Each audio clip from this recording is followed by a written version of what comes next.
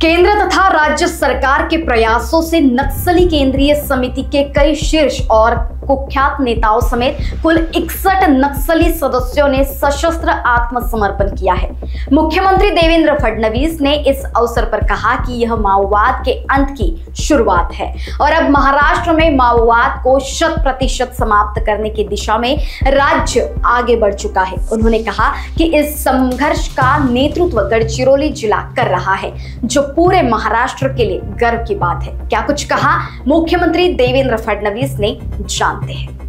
देशाचे प्रधानमंत्री माननीय नरेंद्र मोदीजी यांच्या नेतृत्वात 2014 पासून माओवादाच्या विरुद्धची जी लढाई सुरू झाली आणि देशाचे गृहमंत्री माननीय अमित भाई शाह यांच्या नेतृत्वात माओवादापासून मुक्त भारत तयार करण्याची जी योजना सुरू झाली त्या अंतर्गत महाराष्ट्रामध्ये गेले 10 वर्ष आम्ही सातत्याने माओवादाच्या विरुद्ध एक प्रचंड मोठा लढा उभारला आणि आज तो लढा निर्णायक अशा पद्धतीने त्या ठिकाणी समाप्तीकडे चाललेला आहे।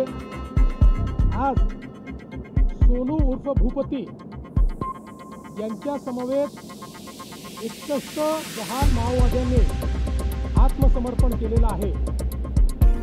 सोनू उर्फ भूपती हा या संपूर्ण दंडकारण्यामध्ये माओवादाचा जो उदय झाला आणि विशेषतः या ठिकाणी आपल्या गडचिरोलीमध्ये अहेरी दलम असेल, सिरोंचा दलम असेल, पेरीमेली दलम असेल, चामोर्शी दलम असेल किंवा या ठिकाणी टिपागड दलम असेल, असे जे सगळे दलम तयार झाले आणि त्यातनं एक मोठी सशस्त्र सेना तयार झाली, याचा बॅकबोन, त्याचा ब्रेन, या सगळ्या गोष्टी म्हणजे सोनू उर्फ भूपती होता।